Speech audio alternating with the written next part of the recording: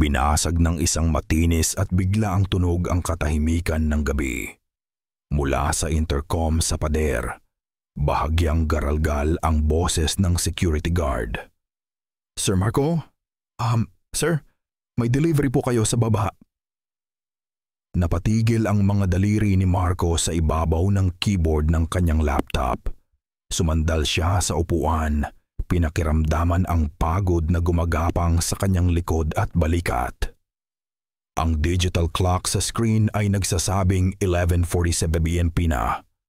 Sa loob ng kanyang condo unit sa 23rd floor, ang tanging maririnig ay ang banayad na ugong ng aircon at ang paulit-ulit na pag-click ng mouse. Isang ritual ng pagpupuyat na halos kabisado na niya. Isang delivery? Sa ganitong oras, baka nagkamali lang ng pindot ang guard, baka para sa kabilang unit. Sige mo kuya, pababa na ako. Sagot niya. Ang boses ay pagod at walang gana.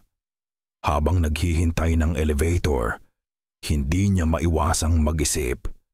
Sa loob ng halos 3 taon niya sa gusaling iyon, ang buhay niya ay simple. Trabaho, bahay, tulog. Bihira siyang magkaroon ng bisita, lalo na ng delivery.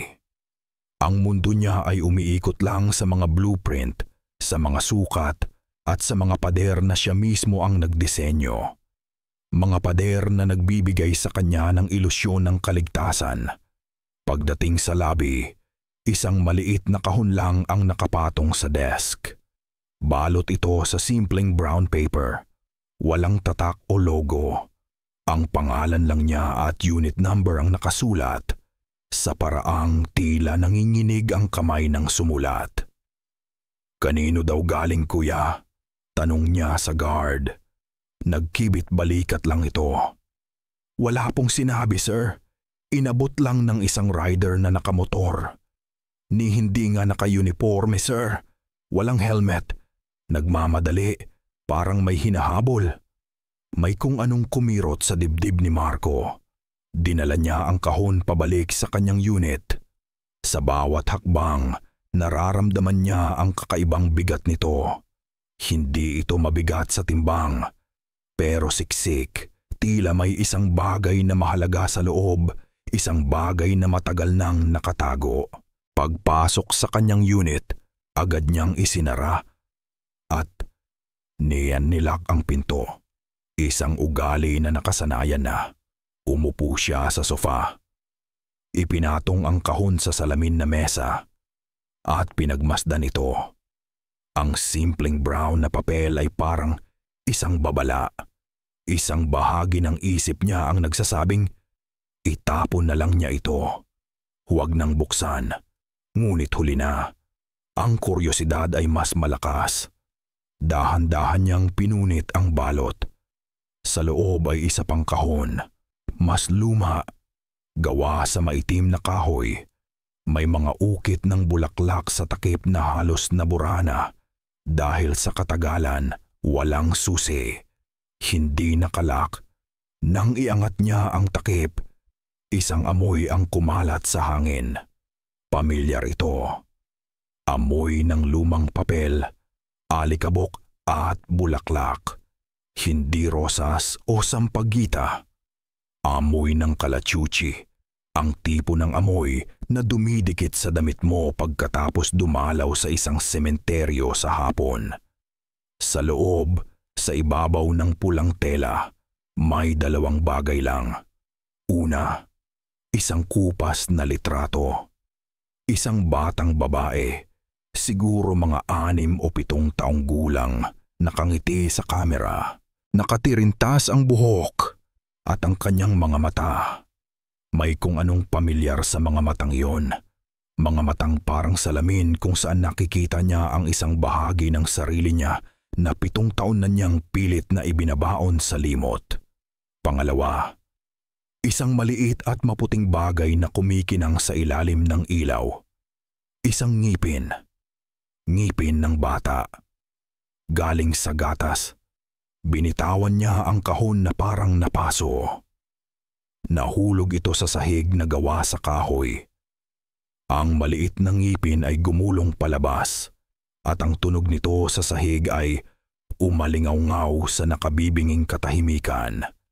Isang napakaliit na bagay, ngunit ang ingay nito'y parang isang sigaw.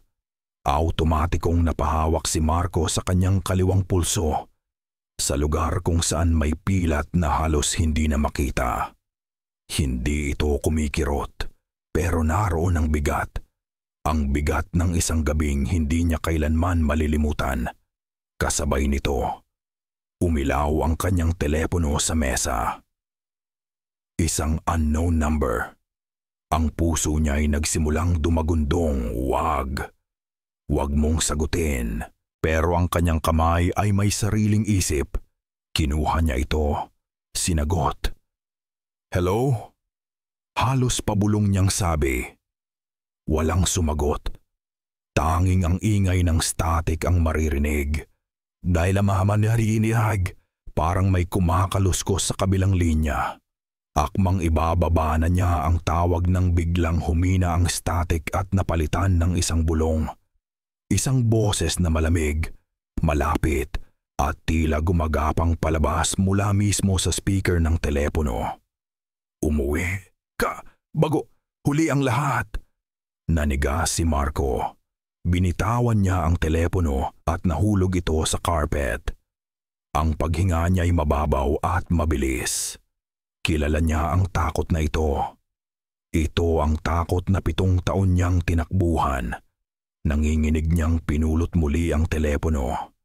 Tinitigan niya ang screen. Unknown number. Sa isang iglap ng desperasyon, kingamamamay ay naabadan. Nang pangangailangang patunayan sa sarili na ito'y isang masamang biro lamang, pinindot niya ang callback. Nag-ring ito. 1 beses, 2 beses. At may sumagot, hindi ang malamig na bulong, hindi ang nakakakilabot na static. Isang boses na maliit at malambing. Boses ng isang batang babae. Napaka-inosente. Hello? Papa? At naputol ang linya. Nabitawan ni Marco ang telepono. Napaupo siya sa sahig. Ang likod ay sumandal sa malamig na pader. Ang 2 salitang iyon ay umaling-aungaw sa kanyang isip, paulit-ulit, na parang sirang plaka, Papa. Papa. Papa. Isang salitang hindi niya kailanman narinig, isang titulong wala siyang karapatan. Hindi siya nakatulog ng gabing iyon. Ang bawat anino sa kanyang kondo ay tila humahaba. Ang bawat ugong ng aircon ay parang isang bulong. Kinuha niya ang maliit na ngipin mula sa sahig at hinawakan ito ng mahigpit sa kanyang palad. Isang piraso ng katotohanan na hindi na niya maaaring takasan. Kinabukasan, bago pa man sumikat ang araw, nag-empake siya ng isang maliit na bag. Walang paalam sa opisina. Walang anumang plano. Isang bagay lang ang alam niya. Kailangan niyang umuwi, Kabanata 2. Ang biyahe sa bus pa probinsya ay isang mahabang panaginip. Ang mga pamilyar na tanawin, ang mga nagtataasang gusali ng Maynila na unti-unting napapalitan ng malalawak na bukirin, ay tila hindi niya nakikita. Ang nasa isip lang niya ay ang mukha sa litrato at ang boses sa telepono. Pagdating niya sa terminal, ang init ng hapon ay sumalubong sa kanya. Amoy alikabok, amoy usok ng tambutsyo, amoy ng bayang matagal na niyang tinalikuran. At doon, sa gitna ng maraming tao, nakita niya ito, si Lina.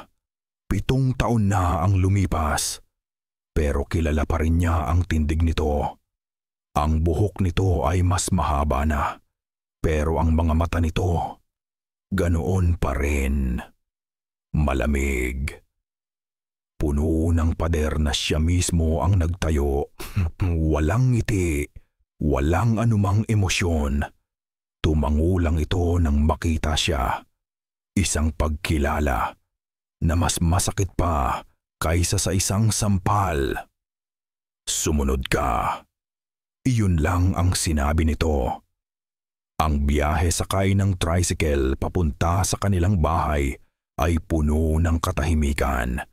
Isang katahimikang mabigat, puno ng mga salitang hindi masabi, puno ng mga tanong na walang sagot. Hanggang sa huminto sila sa tapat ng isang lumang tarangkahan na gawa sa bakal at halos kinain na ng kalawang. Sa likod nito, nakatayo ang isang bahay na tila kinuha mula sa isang lumang kwento. Malaki ito, gawa sa kahoy at bato, pero bakas na ang katagalan. May mga bintanang kapis na basag na ang ilan. At sa tabi nito, tila isang higanteng bantay, ay isang malaking puno ng balete. Ang mga ugat nito ay gumagapang, yumayakap sa isang bahagi ng bakod na tila lalamunin na ito ng buo. Bumukas ang pinto ng bahay at lumabas ang isang matandang mag-asawa. Payat ang lalaki, nakasombrero, habang ang babae naman ay may puting-puti ng buhok na nakapusod. Sila siguro sina Lolo Kadyo at Lola Nena na nabanggit sa mga sulat noon. Ang kanilang mga mata ay matalim, sinusuri si Marco mula ulo hanggang paa, na para bang nakikita nila hindi lang ang kanyang pagkatao, kundi pati ang mga kasalanang dinadala niya.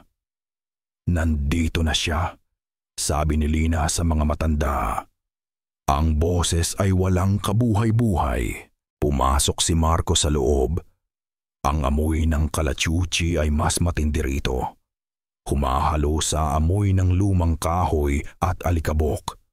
Malamig sa loob, kahit natirik ang araw sa labas. At mula sa isang silid, lumabas ang isang maliit na bata. Ang bata mula sa litrato. Nang makita siya nito, agad itong nagtago sa likod ng palda ni Lina. Isang mata lang ang nakasilip, puno ng pag-usisa at takot. Iyon ang unang pagkikita nila. Iyon si Ana. Ang anak niya yung gabing iyon ay dumaan na parang isang multo. Isang hapunan na puno ng katahimikan. Tanging ang tunog lang ng mga kutsara't tinidor ang maririnig.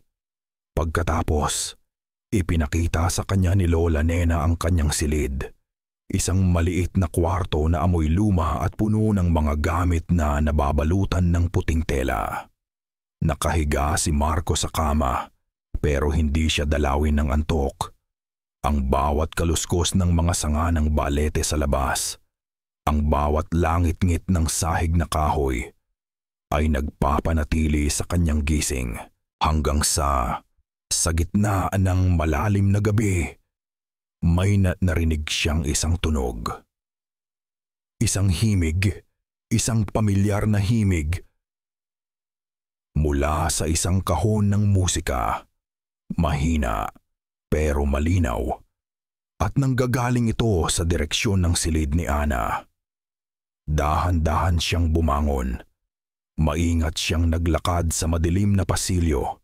Sinusundan ng tunog. Huminto siya sa tapat ng pinto ng silid ni Ana, na bahagyang nakaawang. Sumilip siya sa maliit na siwang. Sa loob, nakaupo si Ana sa kanyang kama, nakatalikod sa pinto. Hindi ito gumagalaw. Nakaupo lang ito ng tuwid na tuwid. Ang kahon ng musika sa tabi nito ay patuloy na tumutugtog, ngunit hindi iyon ang nagpatigil sa paghinga ni Marco sa pader, sa liwanag na nagmumula sa buwan sa labas ng bintana. Nakikita niya ang anino ni Ana. Habang anino ni Ana. Ngunit hindi ito nakaupo, ang anino sa pader ay nakatayo. At habang ang tunay na Ana ay nananatiling hindi gumagalaw, ang anino nito dahan-dahan ay sumasayaw. Umiikot ito. Iwinawagayway ang mga kamay sa hangin. Isang itim na figura na may sariling buhay. sumasabay sa malungkot na himig ng kahon ng musika. Napaurong si Marco. Ang kanyang likod ay tumama sa pader ng pasilyo. Hindi siya makahinga. Pinikit niya ang kanyang mga mata, umaasang isa lang itong masamang panaginip, isang guni-guni dahil sa pagod. Ngunit pagdilat niya, naroon pa rin ito. Ang anino ay patuloy sa kanyang tahimik at nakakakilabot na pagsayaw. Dahan-dahan at nang walang ingay, umatras si Marco pabalik sa kanyang silid. Isinara niya ang pinto. Hindi ito nilak para hindi makalikha ng tunog. Sumandal siya dito. Ang kanyang puso ay dumadagundong na parang gustong kumawala sa kanyang dibdib. Pinakinggan niya ang himig ng kahon ng musika hanggang sa ito ay unti-unting humina at tuluyang nawala. At napalitan na naman ng nakabibinging katahimikan. Hindi malaman ni Marco kung nakaidlip ba siya o hindi. Ang alam lang niya ay bigla siyang nagising. Hindi dahil sa isang tunog, kundi dahil sa isang pakiramdam. Isang lamig na tila gumagapang sa ilalim ng kumot at yumayakap sa kanyang mga buto. Tiningnan niya ang oras sa kanyang cellphone. 3:17 a.m. Kasabay ng pag-ilaw ng screen. Nagsimula na naman ang himig. Ang himig ng kahon ng musika. Bumangon siya. Sa pagkakataong ito, may halong inis at takot ang kanyang nararamdaman. Kailangan niyang malaman kung ano ang nangyayari. Naglakad siyang muli sa madilim na pasilyo, patungo sa silid ni Ana. Itinulak niya ang pinto para bumukas ito ng mas malawak. Sa loob, sa ilalim ng sinag ng buwan, mahimbing na natutulog si Ana. Ang dibdib nito ay marahang tumataas baba. Walang anino na sumasayaw. At ang kahon ng musika sa kanyang mesa ay nakasara at tahimik. Napakunot ang noo ni Marco. Naghahalusinasyon ba siya? Gawa-gawa lang ba ng isip niya ang lahat? Akmang tatalikod na siya nang may marinig siyang isang tunog mula sa ibaba. Tlap, tlap, tlap. Ang tunog ng mga yabag na basa sa tuyong sahig na kahoy. Dahan-dahan siyang sumilip sa pasilyo, patungo sa hagdanan. Walang tao. Ang tanging naroon ay ang mga anino ng mga lumang muebles. Ngunit nang ibaba niya ang kanyang tingin sa sahig, nanigas siya sa kanyang kinatatayuan. May isang linya ng basa, mga bakas ng paang walang sapin. Nagmumula ito sa direksyon ng pangunahing pintuan, umaakyat sa hagdan, at humihinto sa tapat mismo ng pinto ng kwarto ni Ana.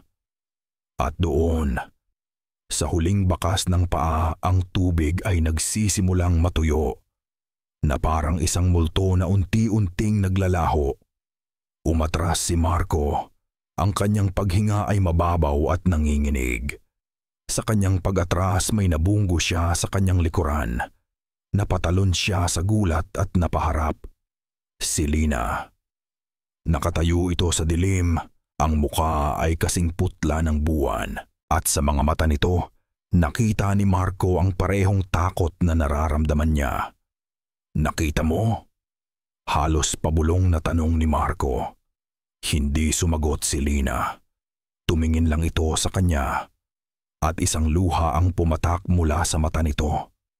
At sa isang boses na basag at puno ng pagod, sinabi nito ang mga salitang nagpatunay na hindi nababaliw si Marco. Nandito na naman siya. Isang malamig na agos ng katotohanan ang bumalot kay Marco.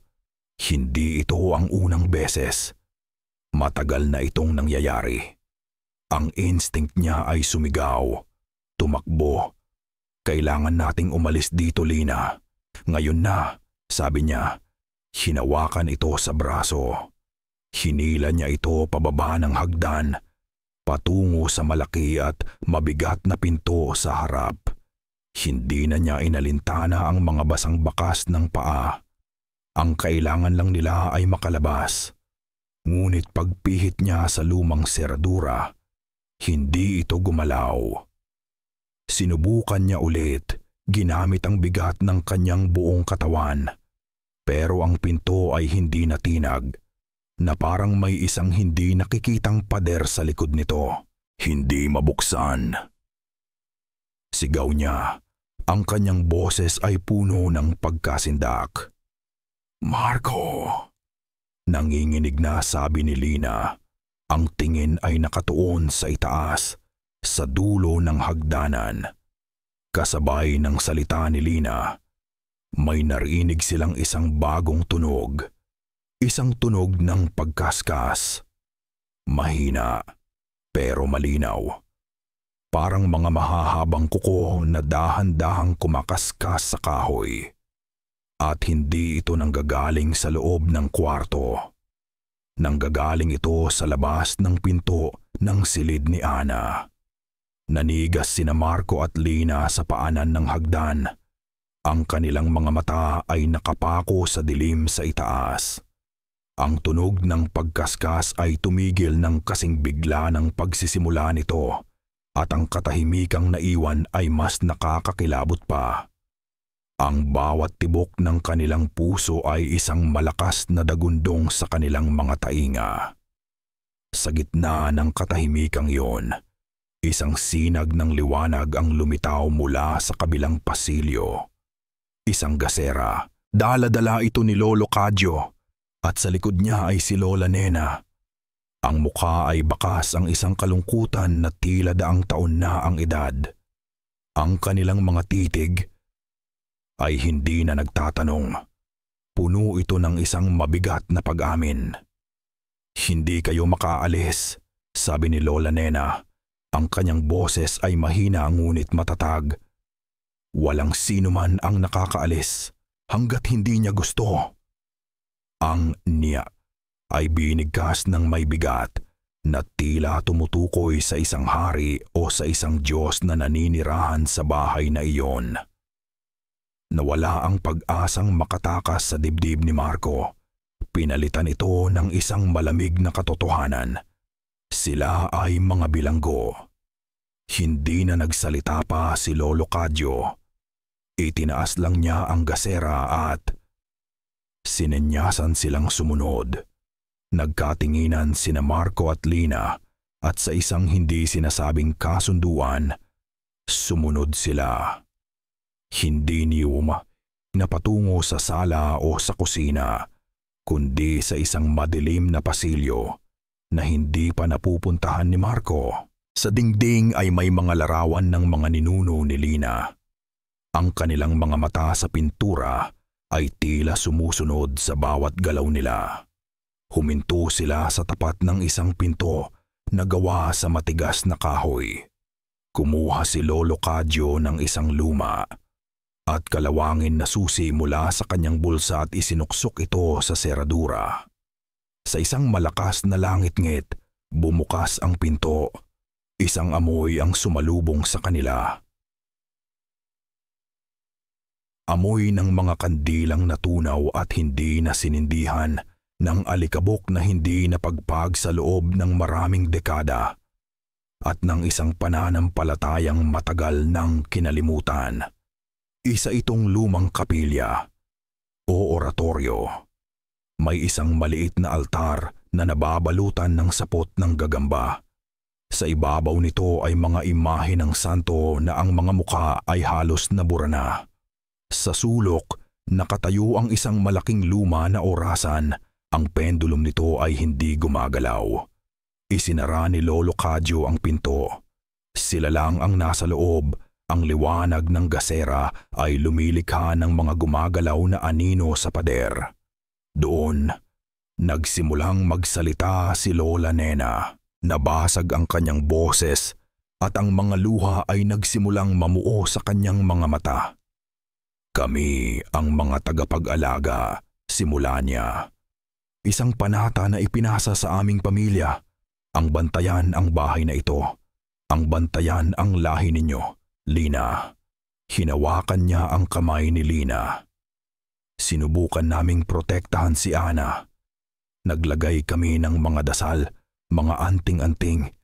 Pero sa bawat araw na lumilipas, lumalakas ito. Ano ang ito? Galit na tanong ni Marco. Ano ang nangyayari sa bahay na ito? Si Lolo Cadyo ang sumagot. Lumapit siya sa altar. May pinindot siyang isang bahagi ng kahoy at isang lihim na kompartimento ang bumukas. Mula sa loob, kinuha niya ang isang bagay na balot sa isang maruming tela. Dahan-dahan niya itong inilapag sa ibabaw ng altar. Isa itong lumang tala-arawan o diary. Ang takip nito ay gawa sa katad na halos natutuklap na. Hindi ito multo, iho, sabi ni Lolo Cadyo. Ang kanyang tingin ay nakatuon sa tala-arawan. Mas malala pa. Ito ay isang sakit ng lahi, isang sumpa, isang nilalang na nakatali sa dugo ng pamilyang ito. Isang gutom na hindi natatapos. Binuklat niya ang tala-arawan. Ang mga pahina ay marupok at naninilaw. Nakasulat ito sa lumang Espanyol, ngunit may mga guhit din dito. Mga larawan ng isang nilalang na walang mukha na may mahahabang braso na parang mga ugat ng puno. May mga pangalan, mga petsa, paulit-ulit sa bawat henerasyon. Inabot ito ni Lina kahit hindi niya naiintindihan ang lahat ng salita. May mga pamilyar siyang nababasa. Hambre, gutom, pakto, kasunduan, sakripisyo. Sakripisyo. Gumalaw ang kanyang mga daliri sa mga pahina hanggang sa marating niya ang mga huling sulat. Ang sulat ng kanyang lola. Dito ang pagsusulat ay hindi na maayos. Ito ay galit, puno ng takot. Nabasa niya ang isang parirala na paulit-ulit na isinulat. Necesita un nuevo recipiente. Kailangan niya ng bagong sisidlan, pabulong niyang basa. El séptimo cumpleaños, ang ikapitong kaarawan. Napatingin siya kay Marco. Ang kanyang mga mata ay nanlalaki sa takot. Mabilis niyang binuklat ang huling-huling pahina. Walang mahabang sulat. Tanging 5 salita na isinulat gamit ang tinta na kumalat na parang isinulat habang lumuluha. Ang ikapitong kaarawan na kaarawan. Ang huling araw. Sa isang iglap, tila huminto ang pag-ikot ng mundo. Ang huling araw. Tumingin si Marco sa paligid, hinahanap ang kahit anong pwedeng kapitan. Ang kanyang mga mata ay napadako sa isang lumang kalendaryo na nakasabit sa pader, puno ng alikabok. Lumapit siya dito, pinagpag ang mga pahina hanggang sa mahanap niya ang kasalukuyang buwan. At nakita niya ito, isang petsa na binilugan ng pulang tinta na ngayon ay kulay kalawang na. Sa tabi nito, may maliit na sulat, kaarawan ni Ana. Nagsimula siyang magbilang. 1 sa 2, 3, 8 o 9. 9 na araw. 9 na araw na lang ang natitira. At sa eksaktong sandaling iyon ng kanyang realisasyon, isang tunog ang bumasag sa katahimikan ng kapilya. Tik, tak, tik, tak. Ang luma at tahimik na orasan sa sulok. Bigla ay nagsimulang gumana. Ang tunog ng bawat segundo ay isang martilyo na pumupukpok sa kanilang mga dibdib. Ang kanilang oras ay nagsimula ng maubos. Ang tunog ng lumang orasan ay naging bagong tibok ng puso ng bahay, isang walang tigil na paalala ng kanilang papalapit na katapusan. Sa loob ng kapilya, ang hangin ay mabigat sa amoy ng alikabok at desperasyon. Hawak-hawak pa rin ni Lina ang tala-arawan Ang kanyang mga daliri ay nakakapit dito na para bang ito ang tanging bagay na pumipigil sa kanya na bumagsak. May paraan ba? Tanong ni Marco. Ang kanyang boses ay halos hindi marinig. May paraan ba para labanan to? Si Lola Nena ang lumapit.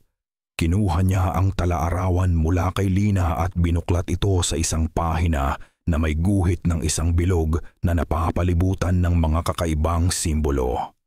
Mayroon, sabi niya, isang ritual, isang nobena ng pagbawi, 9 na gabi ng panalangin, 9 na gabi ng pagsubok. Bawat gabi, susubukan niya kayong pigilan. Gagamitin niya ang lahat ng alam niya laban sa inyo. Ang mga panalangin ay nasa talaarawan, dagdag ni Lolo Cadyo habang kinukuha ang ilang mga kandilang halos kasing tanda na ng bahay mula sa isang baul. Pero kailangan natin ng panlaban, asin na binasbasan, tubig mula sa simbahan, at pananampalataya na mas matibay kaysa sa takot.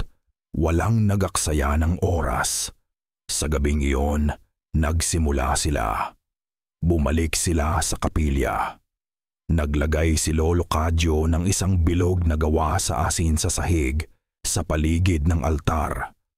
Naglagay sila ng 9 na kandila sa bilog, isa para sa bawat gabi na natitira. Si Marco at Lina ang nasa gitna, kasama sina Lolo Cadyo at Lola Nena. Sa kanilang harapan, nakabukas ang talaarawan. Ang unang gabi ng kanilang panata, sinindihan nila ang mga kandila. Ang liwanag nito ay sumayaw sa mga pader, nagbibigay buhay sa mga anino. Nagsimula silang magdasal ng sabay-sabay. Ang kanilang mga boses ay nanginginig sa simula, ngunit habang tumatagal, nagkakaroon ito ng lakas. Ang mga salita mula sa talaarawan ay kakaiba. Isang halo ng Latin at lumang Tagalog. Ngunit ang kanilang intensyon ay iisa. Ang protektahan si Ana. Sa labas ng bilog na asin, ang hangin ay tila lumamig. Ang mga anino ay tila humahaba, nagkakaroon ng mga hugis na hindi dapat naroroon. Narinig ni Marco ang isang pamilyar na kaluskos. Ang tunog ng mga basang yabag sa sahig, ngunit sa pagkakataong ito, paikot-ikot ito sa labas ng kanilang bilog na parang isang hayop na nag-aabang. Huwag kayong titigil, babala ni Lolo Cadyo. Ang kanyang mga mata ay nakapikit, ngunit bigla, isa-isang namatay ang apoy ng mga kandila. Hindi ito hinipan ng hangin. Namatay ito na parang sinakal sabay-sabay at iniwan sila sa ganap na kadiliman. Lolo, nanginginig na tawag ni Lina. Katahimikan lang ang sagot. Ang tanging maririnig ay ang kanilang mga nanginginig na paghinga at ang walang tigil na tiktak ng orasan. At sa gitna ng kadilimang iyon, may nagsalita. Isang boses na pamilyar kay Lina, ang boses ni Marco. Hindi mo siya kayang iligtas, bulong ng boses sa tenga ni Lina. Alam mong kasalanan mo rin to. Mahina ka. Napalingon si Lina sa direksyon ni Marco. Anong sinabi mo? Wala. Mabilis na sagot ng totoong Marco. Wala akong sinasabi. Nakikita mo, kahit ngayon, nagsisinungaling pa rin siya sa'yo. Sabi muli ng boses, iniwan ka na niya noon. Iiwan ka niya ulit. Isang lason ang gumapang sa puso ni Lina, ang lason ng pagdududa. Ito ang kanyang pinakamalaking takot. Ang maiwang mag-isa. Muli. Ngunit bago pa man siya malunod sa takot na iyon, naramdaman niya ang isang kamay na naghahanap sa dilim. Ang kamay ni Marco. Nang magtama ang kanilang mga balat, isang kislap ng init ang naramdaman niya. At sa halip na bumitaw, hinawakan niya ito ng mahigpit. Sa isang iglap ng tapang na hindi niya alam kung saan nanggaling, nagsalita si Lina sa dilim. Hindi para sa boses, kundi para sa kanyang sarili. Ipinagpatuloy niya ang dasal mula sa talaarawan. Ang kanyang boses ay nanginginig, ngunit hindi nababasag. In nomine Patris, nagulat si Marco, ngunit pagkatapos ng isang segundo, sumunod siya. Sumunod sina Lolo Cadyo at Lola Nena. 4 na boses ang nagkakaisa sa dilim. Isang maliit na tanggulan ng pananampalataya laban sa isang hindi nakikitang kaaway. Kasabay ng paglakas ng kanilang mga tinig, isang malakas na hangin ang biglang umikot sa loob ng saradong kapilya. Ang mga lumang kurtina sa bintana ay umalon na parang galit na dagat. Ang mga sapot ng gagamba sa mga sulok ay nagkawatak-watak. Isang malakas na kalabog ang narinig nila mula sa labas na parang isang malaking puno ang nabuwal. Ngunit hindi sila tumigil. Mas lalo pa nilang nilakasan ang kanilang mga boses. Ang kanilang mga kamay ay magkahawak ng mahigpit, isang bilog ng lakas sa gitna ng kadiliman. At kasing bilis ng pagsisimula nito, huminto ang lahat. Ang hangin ay nawala. Ang katahimikan ay bumalik at isa-isa. Ang 9 na kandila ay muling nagliyab. Ang kanilang mga apoy ay matatag at maliwanag. Humihingal, binitiwan ni Marco at Lina ang kamay ng isa't isa. Ang init ng palad ng bawat isa ay nananatili. Sa liwanag ng mga kandila, nakita nila ang takot at pagod sa mukha ng bawat isa. Ngunit mayroon ding isang bagong bagay doon, isang kislap ng pag-asa. Nakalampas sila sa unang gabi, natapos ang ritual. Sila ay pagod na pagod, ngunit may isang bagong determinasyon sa kanilang mga puso. Naglakad sila palabas ng kapilya, pabalik sa tahimik na pasilyo ng bahay. Ngunit pagdating nila sa paanan ng hagdanan, lahat sila ay huminto. Sa itaas, sa dulo ng hagdan, nakatayo si Ana. Ang kanyang mga mata ay bukas ngunit tila tulog. Sa isang kamay, hawak niya ang isang piraso ng papel.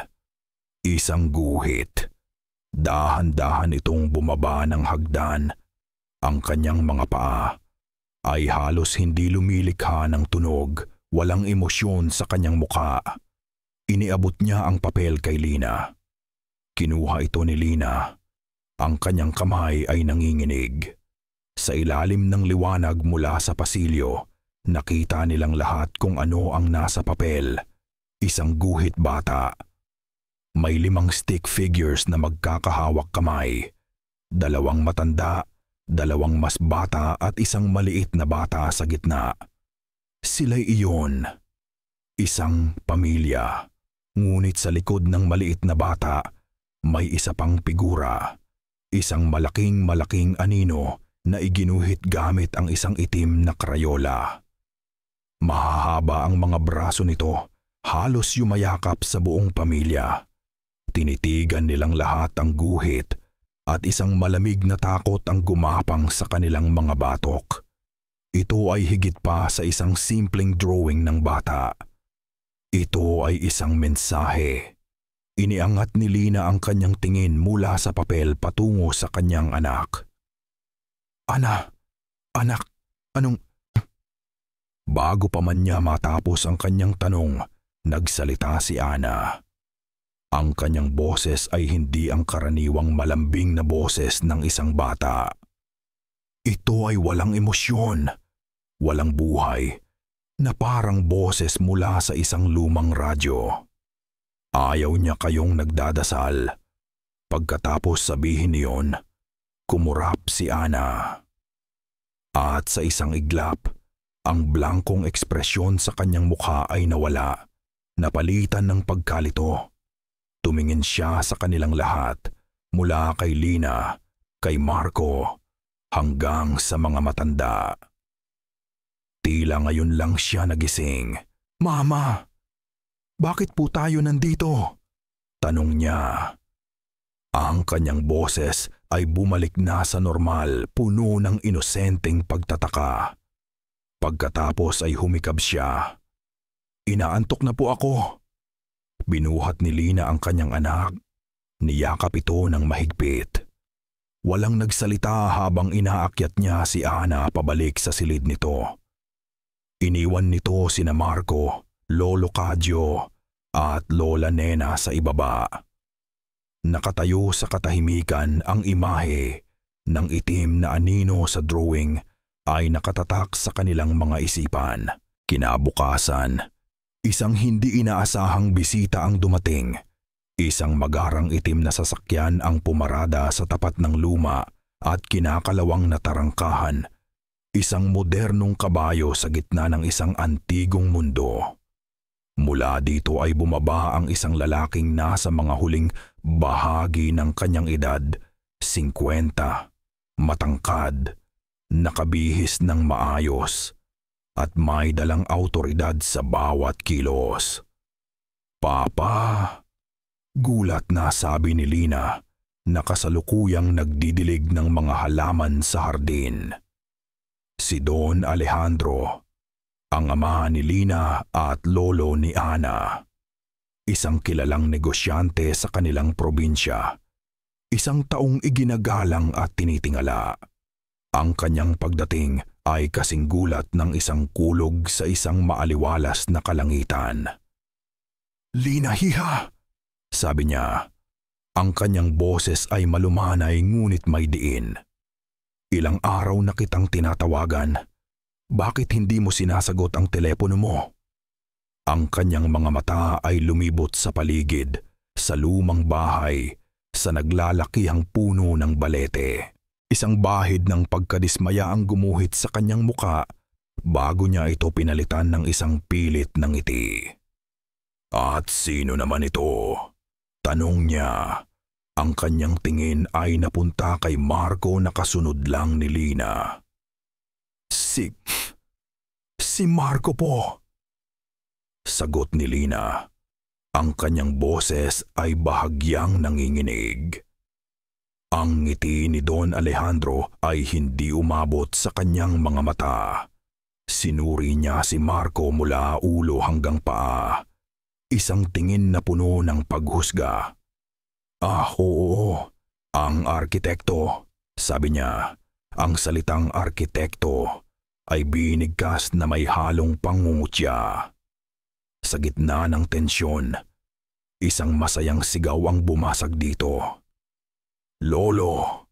Tumatakbo palapit si Ana mula sa loob ng bahay.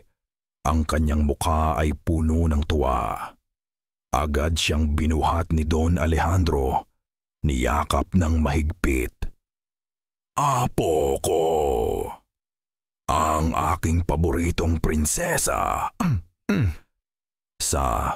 Sa isang iglap, ang Don Alejandro na strikto at mapanghusga ay naglaho.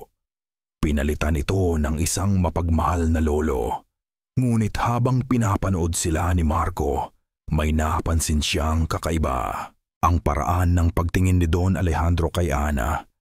Hindi lang ito pagmamahal. Mayroon itong kasabikan. Gutom. Pumasok sila sa loob ng bahay. Si Don Alejandro ay nagdala ng maraming regalo. Mga laruan, mamahaling damit, at pagkain. Umupo siya sa lumang silyang yantok. Si Ana ay nasa kanyang kandungan. "Lina, kailangan nating mag-usap," sabi niya, habang inaayos ang buhok ni Ana. "Hindi maganda para sa bata ang lugar na ito. Tingnan mo siya, namumutla. Kailangan siyang madala sa Maynila, sa mga pinakamagaling na doktor."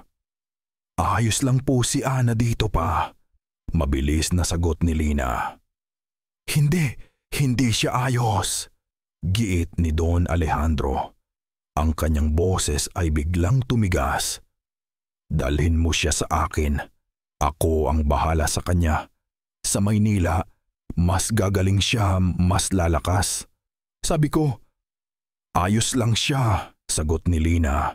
Ang kanyang boses ay may diin na rin. Isang mabigat na katahimikan ang namagitan sa kanila. Tinitigan ni Don Alejandro ang kanyang anak. At sa mga mata nito, nakita ni Marco ang isang malamig na galit.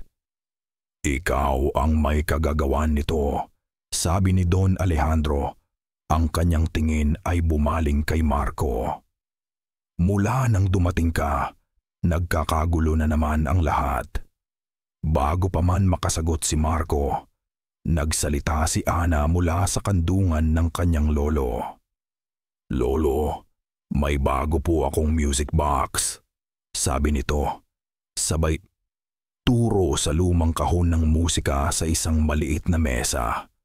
Ngumiti si Don Alejandro. Mula sa isa sa mga paper bag na dala niya, kumuha siya ng isang bagong-bago at makintab na kahon ng musika. Pinalamutian ng mga kumikinang na hiyas. Mas maganda ito, Apo, para sa'yo. Ibinigay niya ito kay Ana. Tiningnan ito ng bata. Pinagkumpara sa luma niyang kahon. Pagkatapos, dahan-dahan itong umiling at itinulak palayo ang bagong regalo. Mas gusto ko po yung luma, sabi nito. Ang ngiti sa mukha ni Don Alejandro ay naglaho. Hindi nagtagal. Nagpaalam na rin si Don Alejandro, isang malamig na paalam, na may kasamang babala na babalik siya. Habang papalabas siya ng pinto, dumaan siya sa tabi ni Marco. Huminto siya at sa isang boses na sapat lang para marinig ni Marco, bumulong siya. May mga bagay na hindi mo dapat pinakikialaman, bata. Iyon lang. Isang simpleng pangungusap, ngunit ang lamig at bigat nito ay tumagos hanggang sa kaluluwa ni Marco. Hindi iyon isang payo. Iyon ay isang pagbabanta. At sa sandaling iyon, naunawaan niya. Hindi lang ang nilalang sa dilim ang kalaban nila. Ang pag-alis ni Don Alejandro ay nag-iwan ng isang nakakabinging katahimikan. Mas mabigat at mas mapanganib kaysa dati. Ang banta ay hindi na lang isang walang mukhang anino. Mayroon na itong pangalan at mukha ng isang taong kanilang kilala. Ang bawat tiktak ng orasan sa kapilya ay tila bumibilis, isang walang tigil na pag-usig. Gabi. Ang ika-6 na gabi ng kanilang novena. Nagtipon silang muli sa loob ng bilog na asin. Ang liwanag ng mga kandila ay ang tanging kalasag nila. Laban sa lumalawak na kadiliman. Ngunit sa gabing ito, iba ang pakiramdam. Ang lamig ay hindi na lang nasa hangin, tila ito'y nagmumula sa loob mismo nila. Nagsimula silang magdasal. Ngunit habang binibigkas nila ang mga salita, ang mga atake ng nilalang ay naging mas personal, mas tuso. Hindi na ito simpleng mga tunog o anino. Sinimulan nitong gamitin ang kanilang mga alaala, ang kanilang mga kasalanan. Laban sa kanila habang nakapikit si Marco. Isang imahe ang biglang lumitaw sa kanyang isipan. Ang madilim na eskinita. Ang takot sa mga mata ni Lina. 7 taon na ang nakalipas. Ang kanyang sariling kahinaan. At kasabay ng imahe, isang boses ang bumulong sa kanyang tainga. Isang boses na parang sa isang bata, ngunit puno ng pangungutya. Halimaw! Halimaw! Halimaw! Paulit-ulit. Dumidiin sa kanyang bungo. Hindi niya napigilan ang sarili. Napahawak siya sa kanyang ulo. Hindi totoo yan. Sa kabilang banda, si Lina naman ay nakarinig ng ibang boses. Ang boses ng kanyang yumaong ina. Isang boses na minsan niyang minahal. Ngunit ngayon ay puno ng pagkadismaya. Anong ginawa mo sa pangalan ng pamilya, Lina? Ipinahiya mo kami. At ngayon, ipapahamak mo pa ang anak mo dahil sa lalaking yan. Ang mga salita ay parang mga kutsilyong tumutusok sa kanyang puso. Ang bigat ng pagkakasala na matagal na niyang dinadala ay biglang bumalik, mas mabigat, mas nakakalunod. Hindi, pabulong niyang sagot sa wala. Lina, Marco, anong nangyayari? Tanong ni Lola Nena. Ang kanyang boses ay puno ng pag-aalala. Nakikita niya ang paghihirap sa mukha ng dalawa.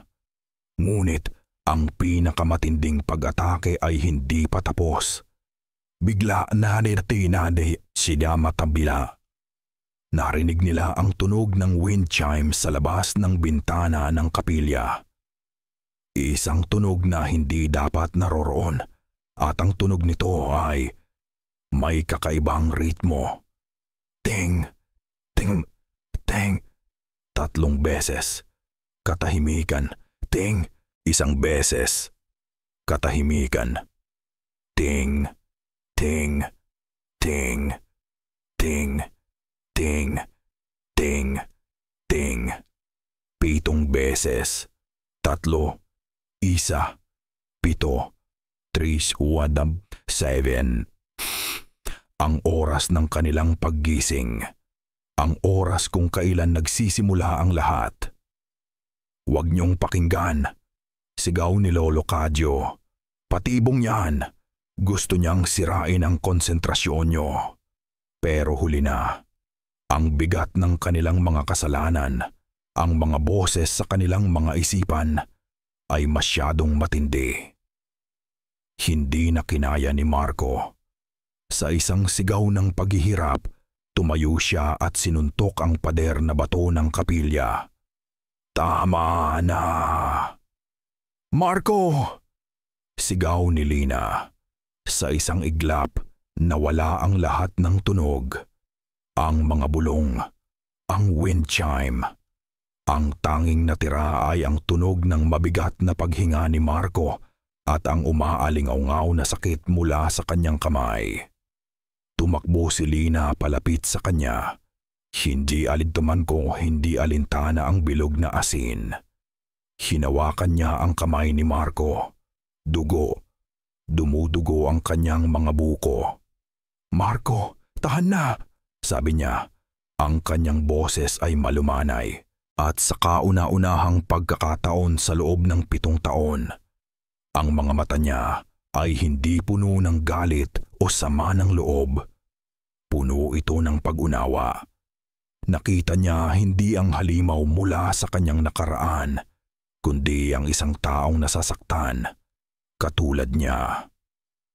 Ang kanilang paglalakbay ay hindi na lang para kay Ana. Ito na rin ay para sa kanilang dalawa. Ngunit ang sandali ng kanilang koneksyon ay biglang pinutol ng isang tunog mula sa labas ng kapilya. Isang halakhak, isang maliit, inosenteng halakhak ng isang bata. Ang halakhak ni Ana. Nagkatinginan sila. Ang takot ay muling bumalik. Mabilis silang tumakbo palabas ng kapilya, pabalik sa pasilyo. Ang halakhak ay nanggagaling mula sa silid ni Ana sa itaas. Umakyat sila ng hagdan. Hindi na ininda ang pagod. Pagdating nila sa tapat ng pinto ng silid, huminto sila. Ang pinto ay bahagyang nakaawang. Sumilip si Marco sa loob.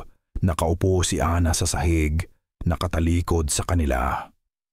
Nakaharap siya sa pader kung saan sumasayaw ang kanyang anino. Sa pagkakataong ito, ang anino ay hindi sumasayaw. Nakatayo lang ito. Mas malaki at mas maitim kaysa dati. At si Ana, nakikipag-usap dito. Opo, Lolo, narinig nilang sabi ng bata. Ang kanyang boses ay malinaw at masunurin. Susunod po ako sa inyo. Hinding-hindi ko po sila papapasukin. Sa harap ng kanilang mga mata, ang anino sa pader ay dahan-dahang tumango na para bang sumasang-ayon ito. Pagkatapos, sa isang iglap, ito ay naglaho, bumalik sa normal na anino ng isang batang nakaupo. Si Don Alejandro. Kinokontrol niya ang anino. Kinokontrol niya si Ana. Ang kalaban ay hindi na lang nasa labas. Nasa loob na rin. Ang revelasyon na si Don Alejandro ay direktang kumukontrol kay Ana ay parang isang suntok sa sikmura. Ang kaaway ay hindi na lang isang abstract na nilalang. Ito'y may plano, may diskarte, at gumagamit sa pinakamahalagang tao sa kanilang buhay bilang kasangkapan. Ang bawat tingin nila ngayon kay Ana ay may kasamang pag-aalala at takot. Ang dating inosenteng bata ay isa na ring hawlang kailangan nilang sirain. 2 araw na lang ang natitira. Ang bigat ng oras ay parang isang malaking bato na nakapatong sa kanilang mga dibdib. Ang mga atake ay mas madalas na. Mga pinto na kusang nagsasara, mga bulong na tumatawag sa kanilang mga pangalan mula sa mga bakanting silid. Ang amoy ng nabubulok na bulaklak na bigla na lang lilitaw at mawawala. Ang bahay ay unti-unti nang nagiging isang buhay na bangungot. Si Marco, sa gitna ng kanyang desperasyon, ay nakaisip ng isang huling baraha. Isang alaala mula sa kanyang kabataan. Isang pangalan na kinatatakutan at iginagalang sa buong bayan. Isang albularyo. Kailangan kong humingi ng tulong, sabi ni Marco kina Lina at sa mga matanda. May isang matandang manggagamot sa kabilang baryo, si Tandang Luning. Baka sakaling may alam siya. Mapanganib, iho, babala ni Lolo Cadyo. Ang paglabas mo ng bahay na ito, para ka na ring pumasok sa teritoryo ng kaaway. Wala na tayong pagpipilian, giit ni Marco. Nauubusan na tayo ng oras. Mas mabuting may gawin ako kaysa maghintay na lang dito sa ating kamatayan. Sa isang mabilis na pagpaplano, umalis si Marco ng mag-isa sa kasagsagan ng hapon. Ang oras kung kailan pinaniniwala ang pinakamahina ang mga masasamang elemento. Ngunit paghakbang pa lang niya palabas ng tarangkahan, naramdaman na niya ang bigat ng hangin. Ang sikat ng araw ay tila hindi tumatagos sa kapaligiran. Ang mga ibon ay hindi humuhuni. Ang buong paligid ay may isang abnormal na katahimikan. Nilakbay niya ang maalikabok na daan patungo sa dampa ni Tandang Luning. Ang bahay ni Tom ay maliit. Napapalibutan ng mga halamang gamot at mga kakaibang anting-anting na nakasabit sa bintana. Pagdating niya, lumabas ang isang matandang babae na kulubot na ang balat at puting-puti na ang buhok. Ang kanyang mga mata, bagaman malabo na ay pinmapanap, ay tila nakikita hindi lang ang anyo ni Marco, kundi pati ang anino na nakakapit sa kanyang likuran. Bago pa man makapagsalita si Marco, umiling na ang matanda. Hindi ako maaring pumasok sa bahay na yan, sabi nito. Ang boses ay mahina ngunit puno ng awtoridad. Ang bahay na yan ay binabantayan. May isang bagay na mas matanda pa sa sumpang daladala mo. Isang espiritu ng lugar. Hindi ito nakikialam. Nagmamasid lang. Ngunit hindi rin ito basta-basta nagpapapasok ng dayuhan. Pero kailangan po namin ng tulong. Pagmamakaawa ni Marco. Tinitigan siya ni Tandang Luning. Pumasok ito sa loob ng kanyang dampa at lumabas na may dalang isang maliit na supot na gawa sa tela. Hindi pangontra ang laman niyan. Pampalinaw lang ng isip para makita ninyo ang mga bagay na ayaw ipakita sa inyo. Inabot niya ito kay Marco at habang ginagawa niya iyon, hinawakan niya ang kamay ni Marco. Ang kanyang balat ay malamig, ngunit ang kanyang hawak ay mahigpit. Ang kasalanan ay nababayaran, hindi tinatakbuhan, bulong niya. At ang bawat nilalang, gaano man ito kasama, ay may pangalan. Hanapin ninyo ang tunay na pangalan. Iyon ang inyong tunay na sandata. Bumalik si Marco sa lumang bahay. Ang mga salita ng albularyo ay umuulit sa kanyang isipan. Ang tunay na pangalan. Saan nila hahanapin iyon? Pagdating niya sa tarangkahan, isang tanawin ang nagpatigil sa kanyang paghinga. Ang mabigat na pinto sa harap ng bahay ay nakabukas ng maluwag. Napatakbo siya. Pagpasok niya sa loob, nadatnan niya ang isang eksena ng kaguluhan. Ang mga upuan ay nakatumba. Ang mga gamit sa mesa ay nagkalat sa sahig. "Lina! Lolo!" sigaw niya. Narinig niya ang isang ungol mula sa may kusina. Si Lola Nena, nakahandusay sa sahig, walang malay ngunit humihinga. Sa tabi niya, si Lolo Kadyo, sugatan ng braso, pilit na bumabangon. Si Don Alejandro, hirap na sabi ng matanda. Dumating siya, hindi namin napigilan. Kinuha niya si Ana. Ang mga salita ay parang isang malakas na suntok na nagpabagsak kay Marco. Ang kanyang pinakamatinding takot ay nagkatotoo. "Huli na ba ang lahat? Nasaan sila?" sigaw ni Marco. "Hindi ko alam, pero may sinabi siya." Oras na para sa seremonya. Sa pagsikat ng araw bukas, ang lahat ay matatapos. Pagsikat ng araw, ito na ang huling gabi nila. Ang 8 gabi ng nobena. Isang galit na hindi pa nararamdaman ni Marco ang bumuhay sa kanya. Galit sa sarili.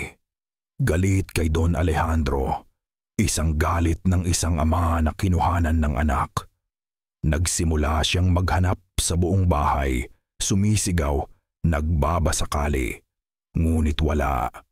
Si Ana ay wala na. Bumalik siya sa sala, handa ng sumuko. At doon, sa gitna ng kalat, nakita niya ito. Ang bagay na hindi kabilang sa eksena. Ang lumang kahon ng musika ni Ana, nakapatong ng maayos sa ibabaw ng nakataob na mesa, na parang isang islang kalmado sa gitna ng isang bagyo.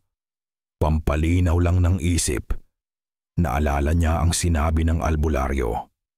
Lumapit siya sa kahon ng musika, may kung anong nag-udyok sa kanya.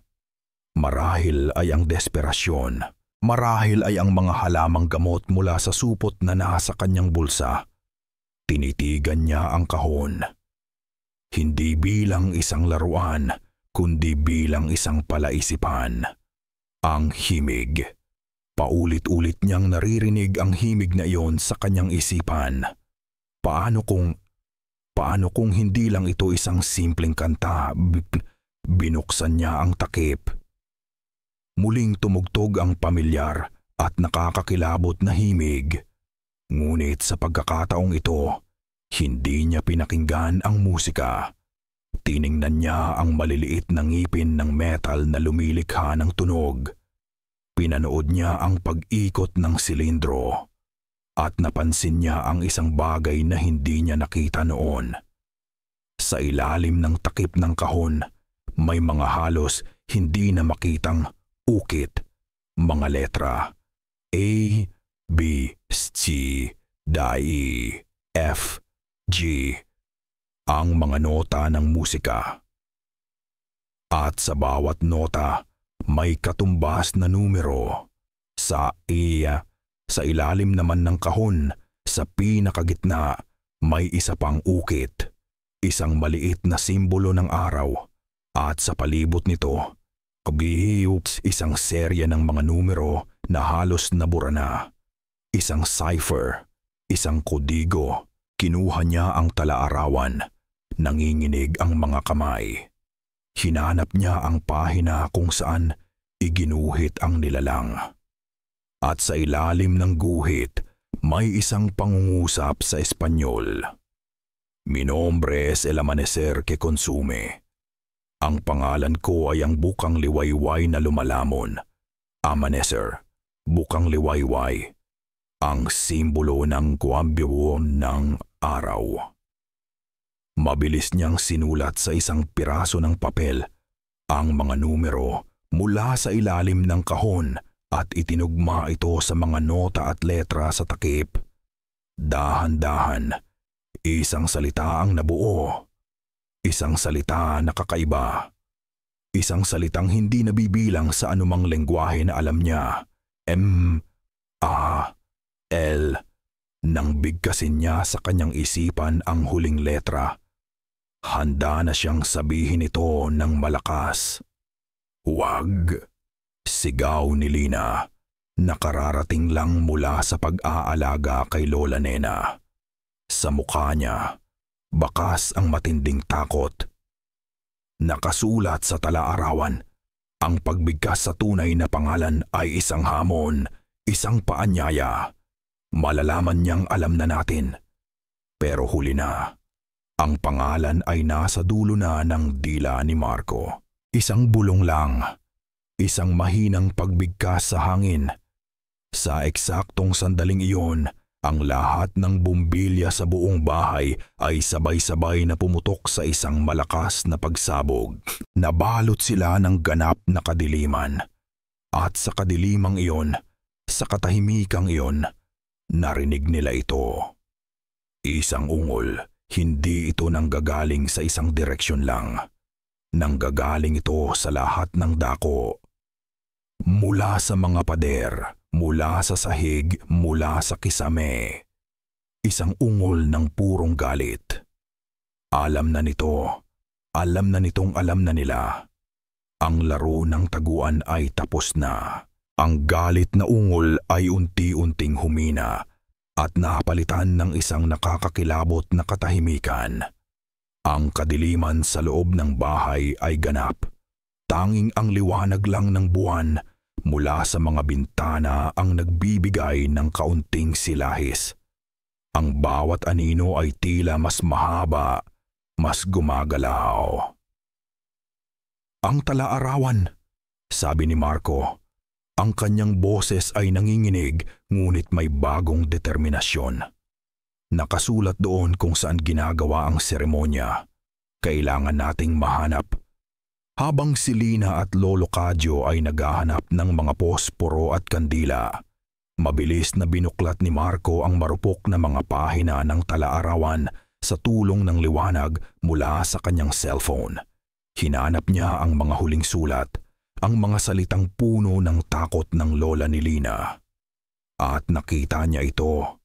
Isang guhit ng isang malaking puno. Ang mga ugat nito ay nakapulupot sa isang bagay na parang pinto. Sa ilalim nito, may isang salita. El Corazon, ang puso. Ang punong balete. Sabay na sabi ni na Marco at Lolo Cadyo. Iyon ang puso ng kadiliman sa lugar na iyon. Hindi na sila nag-aksaya ng panahon. Gamit ang isang gasera at ilang sulo na mabilis na ginawa ni Lolo Cadyo mula sa mga lumang tela at langis, lumabas sila sa madilim na gabi. Ang hangin ay malamig at mabigat. Ang karaniwang tunog ng mga kuliglig ay wala. Ang tanging naririnig ay ang kaluskos ng kanilang mga paa sa tuyong dahon at ang malakas na tibok ng kanilang mga puso. Pagdating nila sa paanan ng malaking puno ng balete, isang tanawin ang bumungad sa kanila. Sa pagitan ng malalaki at makakapal na ugat nito, may isang siwang na hindi nila napansin noon. Isang madilim na lagusan na papasok sa ilalim ng lupa. Mula sa loob, May isang mahinang liwanag na nagmumula at isang amoy. Ang amoy ng lupa at nabubulok na bulaklak ang lumalabas. Dito na yon, bulong ni Lina. Naunang pumasok si Marco, hawak ang gasera. Ang daan ay isang makitid na hagdanan gawa sa lupa at bato. Pababa sa isang silid na tila isang lumang libingan o crypt. Ang mga pader ay gawa sa adobe at ang hangin ay malagkit at mahirap hingahan. At sa gitna ng silid, nakita nila ang seremonya. Nakatayo si Don Alejandro sa harap ng isang altar na gawa sa bato. Ang kanyang anyo ay iba na. Ang kanyang mga mata ay nagniningning sa isang kakaibang liwanag. Ang kanyang boses habang nagsasalita siya sa isang kakaibang lengguwahe ay mas malalim at mas malakas. Hindi na ito ang boses ng isang matandang lalaki. Ito na ang boses ng nilalang na sumasanib sa kanya. Sa ibabaw ng altar nakahiga si Ana. Tulog, ngunit ang kanyang paghinga ay mababaw. Ang kanyang balat ay mas maputla kaysa dati. "Huli na kayo!" Sigaw ni Don Alejandro nang makita sila. Ang kanyang boses ay umaling-aungaw sa maliit na silid. Ang kasunduan ay malapit nang matapos. Ang lakas ay muling lilipat. Ang pamilya ay muling mananagana. Hindi ito kasaganaan. Isa itong sumpa. Sigaw pabalik ni Lina. Ang kanyang boses ay puno ng galit ng isang ina. Katahimikan, di dagundong ni Don Alejandro. Itinaas niya ang kanyang kamay at isang hindi nakikitang puwersa ang nagpatalsik kay Lolo Cadyo sa pader. Nawalan ito ng malay. "Itigil mo tapta, iti ka mo dati, itigil to papa." Pagmamakaawa ni Lina. Ngumisi si Don Alejandro, isang ngisi na hindi para sa kanya. "Ang papa mo ay matagal nang wala. Ang natitira na lang ay ang gutom." Itinaas niya ang isang maliit at kalawangin na punyal na gawa sa tanso. Ang dulo nito ay kumikinang sa liwanag ng mga kandila. Ang dugo ng inosente ang magbubukas ng daan.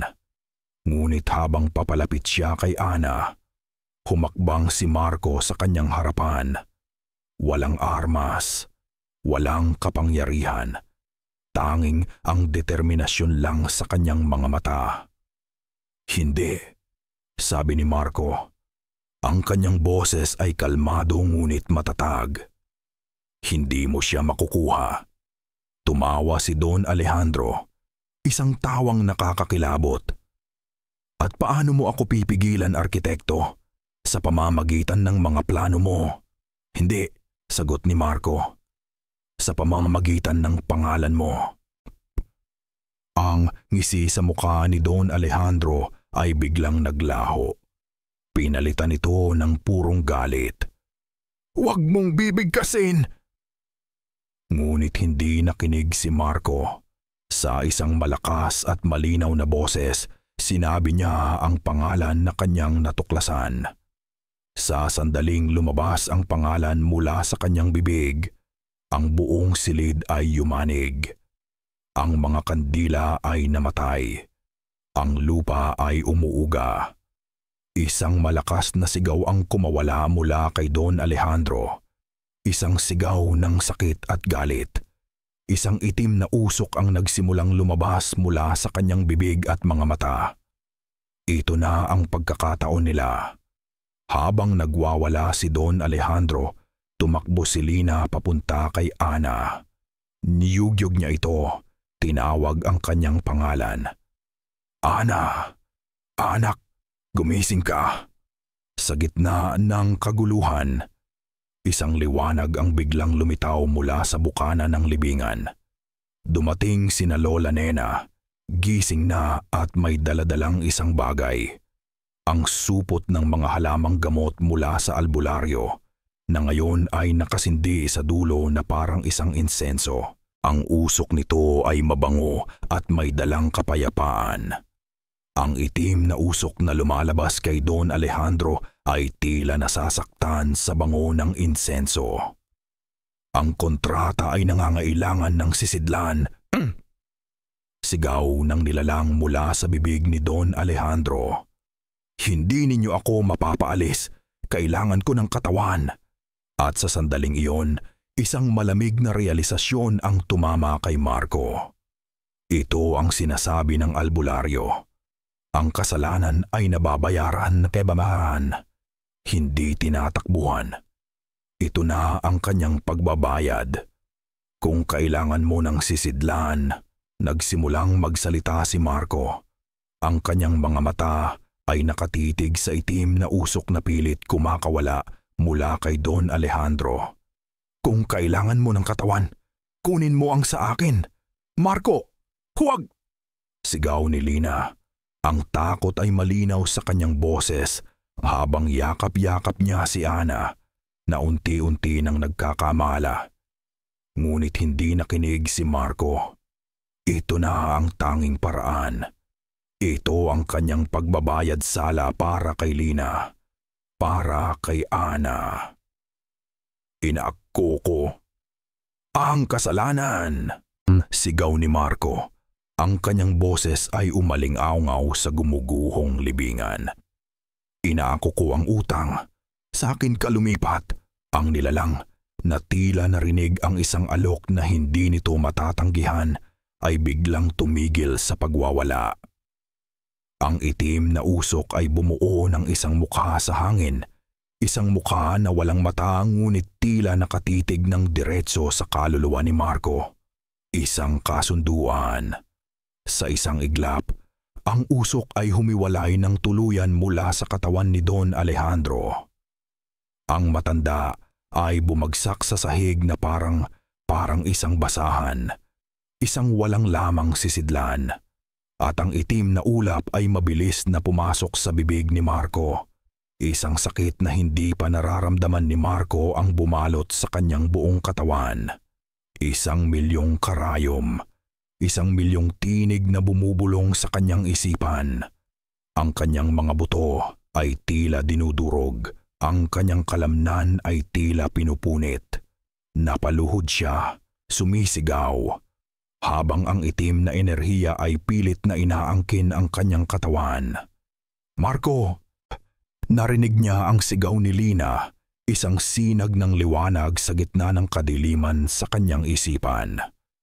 Nakita niya ang mukha ni Ana, nagigising na, nagtataka. At sa sandaling iyon, sa gitna ng matinding sakit, sa gitna ng pag-aagaw ng kanyang kaluluwa, ngumiti siya.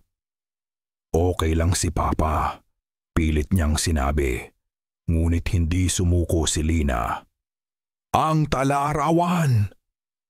Sigaw niya kay Lola Nena. May huling dasal, ang panara, ang selyo. Mabilis na binuklat ni Lola Nena ang marupok na mga pahina. Ang kanyang mga daliri ay nanginginig. Nakita niya ito.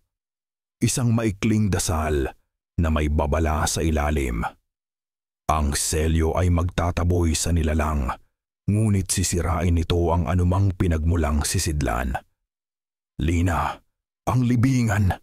Babala ni Lola Nena, ngunit walang pag-aalinlangan sa mga mata ni Lina. Kung iyon ang kailangan, iyon ang gagawin natin.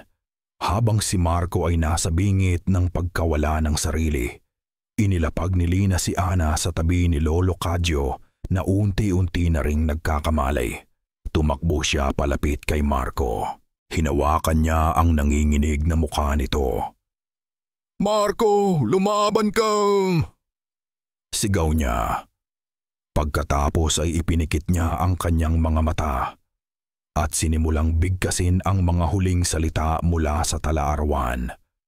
Ang kanyang boses ay malakas, puno ng kapangyarihan ng isang inang ipinaglalaban ang kanyang pamilya. Naramdaman ng nilalang sa loob ni Marco ang kapangyarihan ng mga salita.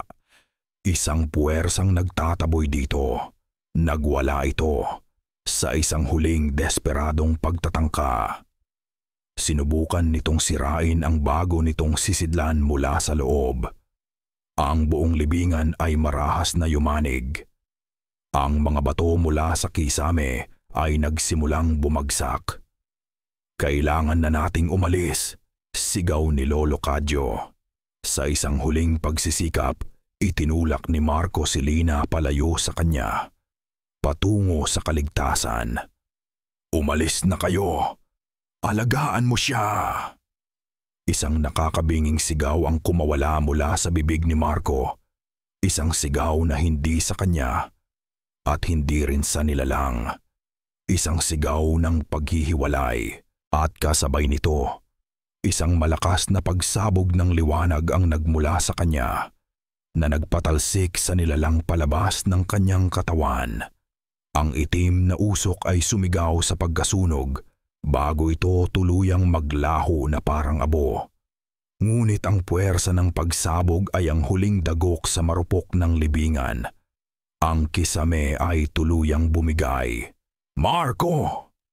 Iyon ang huling salitang narinig niya mula kay Lina bago siya lamunin ng kadiliman at ng bigat ng gumuhong lupa.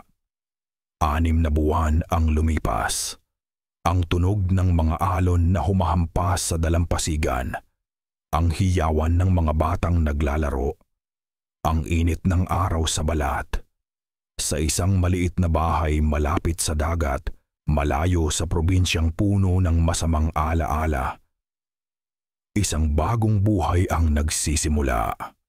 Nakaupo si Lina sa isang duyan, pinapanood ang isang batang babae na masayang gumagawa ng kastilyong buhangin. Si Ana. Ang kanyang tawa ay malaya, walang bahid ng anumang anino. Lumapit sa kanya ang isang lalaki. Bahagya itong umika-ika. Isang paalala ng mga pinsalang natamo. May isang pilat sa kanyang sentido na hindi na kailanman mawawala. Si Marco. Umupo siya sa tabi ni Lina at inakbayan ito. "Ang lalim ng iniisip mo," sabi niya. Ngumiti si Lina. "Iniisip ko lang kung gaano tayo pinalad." Tumingin sila pareho kay Ana. Ang alaala ng gabing iyon ay mananatili sa kanila magpakailanman. Ang pagguho. Ang desperadong paghuhukay ni na Lolo Cadyo. Ang himala ng pagkakahanap sa kanya, bugbog sarado. Halos wala ng buhay, ngunit buhay. Si Don Alejandro ay hindi na muling nakita. Nilamon ng lupa at ng sarili nitong kasakiman. "Mama! Papa! Hali kayo!" Sigaw ni Ana mula sa dalampasigan. "Tulungan niyo ko sa kastilyo ko." Nagkatinginan sina Marco at Lina. Isang ngiting puno ng pag-uunawa ang namutawi sa kanilang mga labi. Tumayo sila at sabay na lumapit sa kanilang anak. "Family hug!" Masayang sabi ni Ana at niyakap niya ang mga binti ng kanyang mga magulang. Yumuko sina Marco at Lina at sa kauna-unahang pagkakataon nabuo ang isang yakap na matagal na dapat nangyari. Isang yakap ng isang buong pamilya. Ang sumpa ay natapos na. Ang utang ay nabayaran na. Habang magkakayakap sila, ang araw ay dahan-dahang lumulubog sa kanluran. Ang kamera ay dahan-dahang lumalayo, nag-iiwan sa pamilya sa kanilang sandali ng kapayapaan. Ngunit bago tuluyang magdilim ang lahat, ang kamera ay bumaba sa buhanginan. Sa tabi ng balde ng mga laruan ni Ana, sa gitna ng mga kabibe at mga piraso ng korales, may isang bagay na kumikinang sa huling sinag ng araw. Isang maliit, puting ngipin na galing sa gatas, nakakahulog lang.